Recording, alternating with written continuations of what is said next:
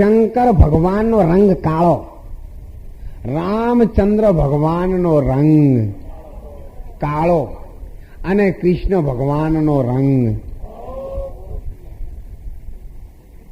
તો જેટલા ભગવાન થયા એ બધાયનો શ્યામ રંગ થયો. અને એટલે કહ્યું છે કાનુડો કાળો કાળો અને રાધા છે ગોરી.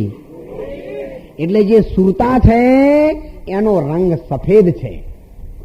અને ભગવાનને જાણવા માટે જ્યારે સુરતા 10મા દરવાજાથી ઉપર ચડે ત્યારે વચ્ચે નિરંજન ભગવાનની ચોકી આવે.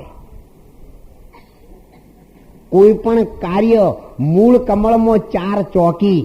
એ ગણપતિ આસન ધર્યા સંતો ભાઈ વિના ભજન કોણ તર્યા. જે આ ચોકી છે ને એ ચોકી બીજા કોઈ સાધનથી તૂટે નહીં. અને એટલે સંતોએ કહ્યું છે તાતા નહીં ઝીલે ભાર, તાતા નહીં ઝીલે ભાર.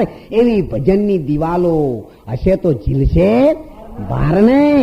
એ શું કહેવાય સ્વર્ગને ભાથા લેજો રે સંગાત.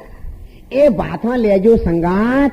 સ્વર્ગે નથી કંદોય હાટ વાણિયાનો. કયું ભાથું તમે કહો છો?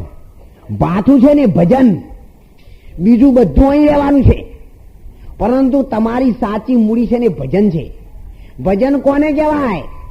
જીભ, મુખ, ઓઠ, કંઠ હાલે નહીં और ऐसा सुमिरन હોય. સૂર્ય ચંદ્રને વધતા ન દેખ્યા, ચલતા ન દેખ્યા, અને વધતી ન દેખી નાગર વેલ. હરિના લાલને ભજતા ન દેખ્યો એવો કુદરતનો છે ખેલ. એટલે કહ્યું છે કુદરત તેરી અકલિત માયા, ભેદ કીને નહીં પાયા. જો સમજાશો હોય દીવાના હોય મૂર્ખ કે ડાયા. જ્ઞાની કી કોઈ બાત ન માને અને જૂઠે જગ ભરમાયા. મદારી હાફ ઘાટત હવ જોવા જાય, પણ સત્યનારાયણની કથા હોય તો પ્રસાદ લેવા કોક જ જાય જેના નસીબમાં હોય ને. કે કોઈની કેડીઓ દુખે ને, કોઈના થાક લાગે ને, છોકરાને મોકલે, છોકરો લઈ આવો પ્રસાદ દેતા. પણ આ જીવ ઉપર પ્રસાદ ક્યારે